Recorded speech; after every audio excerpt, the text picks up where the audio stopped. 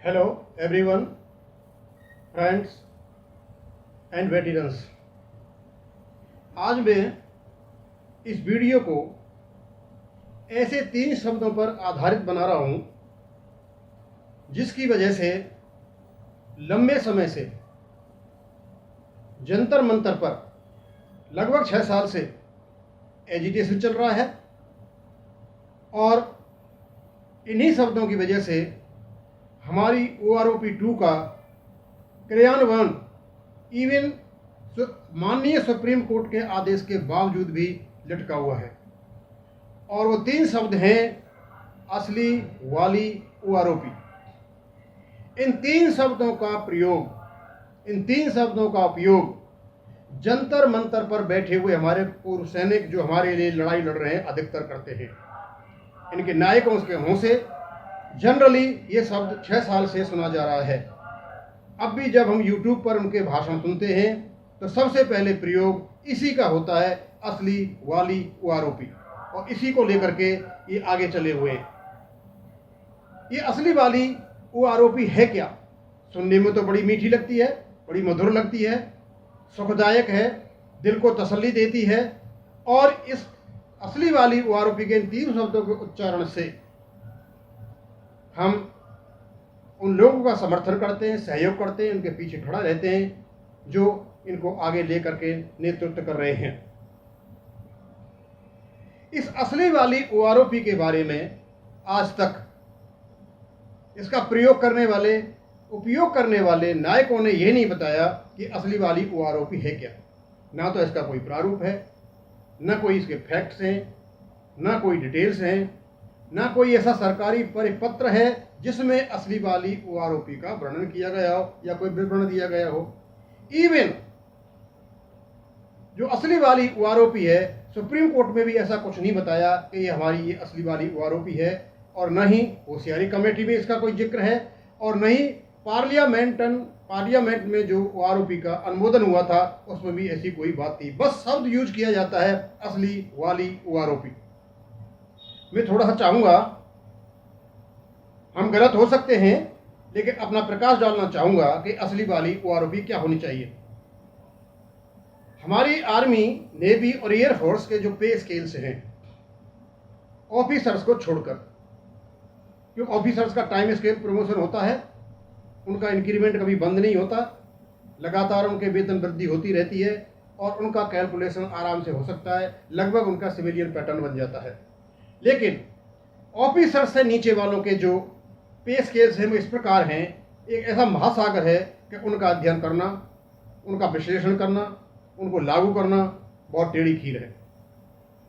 तो मैं उन जो पे स्केल्स बनाए हुए हैं अदर रैंक्स, JCOs के, उन पर बात करना चाहूँगा।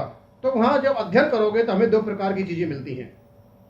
उसमें 5 प्रकार के ऐसे पे स्केल्स हैं जो सिविलियन पैटर्न्स पर हैं, और यदि उनको सिविलियन पैटर्न्स के अनुसार ये मानते हुए उनका कोई प्रमोशन नहीं हुआ है और उनके पे स्केल्स को कैलकुलेट किया जाए, इस प्रकार की एक डायरेक्ट एंट्री होगी और पे स्केल को कैलकुलेट किया जाए तो उससे आराम से, तसल्ली से हम OROP, असली वाली OROP काउंट कर सकते हैं। मैं आर्मी का लेता हूं। आर्मी में सिपाही X ग्रुप, सिपाही Y ग्रुप, हवलदार AEC X ग्रुप, हवलदार AEC Y ग्रुप, और रिलीजियस टीचर जो नायब सूबेदार, सीधे ही नायब सूबेदार से भर्ती होते हैं। ये 4 ग्रुप ऐसे हैं जो सिविलियन पैटर्न्स पे हैं। हम ये मान लिया जाए कि हमारा सिपाही दोनों ही ग्रुपों में बिना प्रमोशन लिए हुए आगे बढ़ता है और कोई प्रमोशन नहीं होता है, केवल उसको इंक्रीमेंट वगैरह मिलते हैं और उसका कैलकुलेशन किया जाए सिविलियन पैटर्न्स पर, तो आपको एक सही पिक्चर सामने आ जाएगी। क्योंकि सिपाही का तो क्या प्रमोशन करोगे, वो तो उसका वही होता है, उसी में रहता है। और इस प्रकार यदि हम कैलकुलेट करें, उनको MSCP वगैरह का लाभ दे करके 1 का 2 का जो भी उनको मिलता है, तो मैं निश्चित रूप से कह सकता हूं कि उनको जो फायदा होगा वो 4000 से ऊपर का फायदा होगा OROP 2 में। OROP 1 में प्रॉपर कैलकुलेशन नहीं हुआ था, उसमें कुछ गलतियां थीं। Judicial one man judicial commission भी बैठा था, उसकी रिपोर्ट पूरी तरह से लागू नहीं हुई। तो इनको आराम से तसल्ली से ये आपका असली वाली OROP होगी। अब हम किसी एक्स ग्रुप के हवलदार का OROP निकालना चाहें तो AEC का बिना प्रमोशन किए हुए 24 साल का या जितने साल भी उसने सर्विस की है उसका सिविलियन पैटर्न्स पर उसके लास्ट पे ड्राउन कैलकुलेट करें, और प्रमोटी हवलदार जो सिपाही से लेकर के एक्स ग्रुप में हवलदार तक गया है उसका देख लें, उससे मिला लें, उसका मिनिमम हो जाएगा और AEC हवलदार का मैक्सिमम हो जाएगा। कैलकुलेशन कर लें, अंतर आएगा और अंतर भी उनका 3000 से ऊपर आएगा। उसी प्रकार हवलदार पाई ग्रुप हवलदार AEC से कर लें, उनका भी निकल जाएगा। और जो नायब सूबेदार हैं, जो रिलीजियस टीचर हैं, मान लीजिए उन्हें 24 या 26 साल की सर्विस की है, और जो प्रमोटी हैं पाई ग्रुप के उन्होंने भी 24-26 साल सर्विस की है, लेकिन वो तो प्रमोशन से गए, सिपाही में गए, फिर नायक में गए, फिर हवलदार में गए, फिर जाकर के नायब सूबेदार हुए। तो हो सकता है कि नायब सूबेदारी में उन्होंने 8 साल की सर्विस की हो, बाकी सर्विस उनकी अदर रैंक्स में हो, तो माना तो 24 साल का ही जाएगा यदि 1 रैंक 1 पेंशन की बातें करते हो तो वो भी 24 साल का है, वो भी 24 साल का है, उसकी 24 साल की लास्ट पे ड्राउन देख लीजिए। और नायब सूबेदार जो RT का है उसका भी 24 साल की देख लीजिए, एवरेज कर लीजिए। कम से कम मेरे हिसाब से नायब सूबेदार बाई ग्रुप का 5000 रुपये का फर्क होगा। और यदि नायब सूबेदार एक्स ग्रुप का निकालना है तो उसमें एक्स पे जोड़ दीजिए, और जो पे का डिफरेंस है पहले से चला आ रहा है, जो बेसिक पे में था उसको जोड़ दीजिए, निकल करके सामने आ जाएगा, और तो सब कुछ समान है। और यदि आपको सूबेदार मेजर का निकालना है तो उनका भी आसानी से एक तरीका अपना करके निकाला जा सकता है, क्योंकि उनकी पेंशन तो नायब सूबेदार से और सूबेदार से ज़्यादा ही होगी। तो ये है हमारे हिसाब से असली वाली OROP। लेकिन मुझे नहीं लगता कि इस प्रकार से भारत सरकार दे पाएगी, क्योंकि यदि वो दे पाती तो पहले ही जो नोटिफिकेशन निकाला था अपने फाइनेंशियल कॉन्स्टेंट देख करके मिनिमम मैक्सिमम नहीं करती, नोशनल मैक्सिमम पर निकालती, क्योंकि ये होना पॉसिबल नहीं है, और ना हमें नोशनल मैक्सिमम मिलने वाला है और ना और कुछ मिलने वाला है। अब मैं आपको ये बताना चाहता हूं कि दरअसल इस असली वाली OROP पर हमारे विभिन्न प्रकार के जो एक्स सर्विसमैन हैं क्या मत रखते हैं।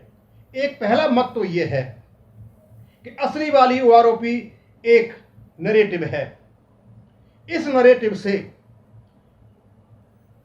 जो एक्स सर्विसमैन के एजिटेशन को लीड करने वाले नायक हैं वो अदर रैंक्स का समर्थन प्राप्त करते हैं, सहयोग प्राप्त करते हैं, अपने पीछे भीड़ जुटाते हैं और हमारी OROP को लागू होने से रोकते हैं। और ये दोनों के दोनों, चाहे नायक हो या सरकार हो, दोनों मिले हुए हैं।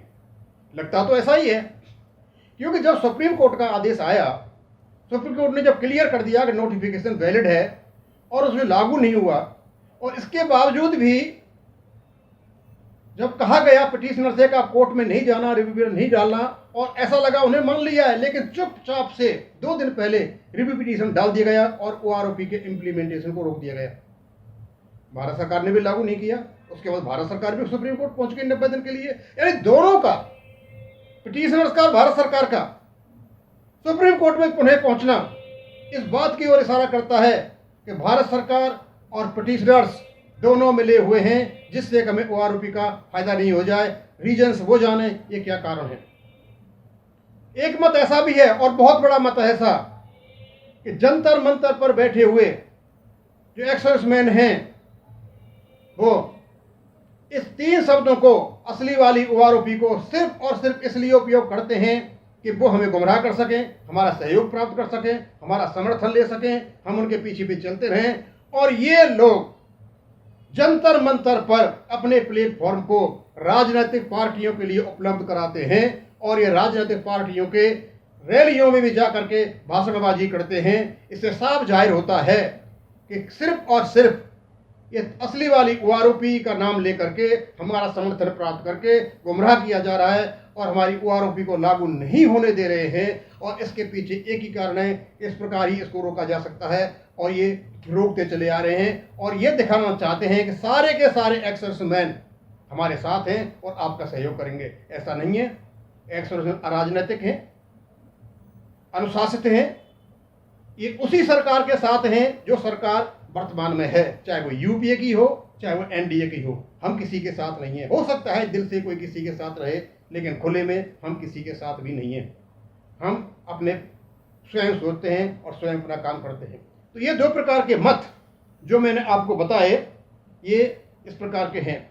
अब हम इस निष्कर्ष पर पहुंचते हैं, चाहे पिटीशनर सरकार से मिले हों या राजनीतिक पार्टियों के लिए अपना प्लेटफॉर्म उपलब्ध कराते हों और स्वयं जाते हों, लेकिन हमारी OROP 2 के बीच में एक कांटा बने हुए हैं, एक रोड़ा बने हुए हैं और इस रोड़े को निकालने के लिए माननीय सुप्रीम कोर्ट ही सक्षम है, वही निकाल सकता है और किसी के बस की बात नहीं है। और तो हम माननीय सुप्रीम कोर्ट से अनुरोध करते हैं कि जल्दी से जल्दी, कल सुप्रीम कोर्ट खुल रहा है, हमारे दोनों पिटीशनर और भारत सरकार की जो भी आपके साथ त्रासदारी के गए उनको जल्दी जल्दी सुलझाएं और हमें OROP 2 मिलने का रास्ता साफ करें। थैंक यू, धन्यवाद।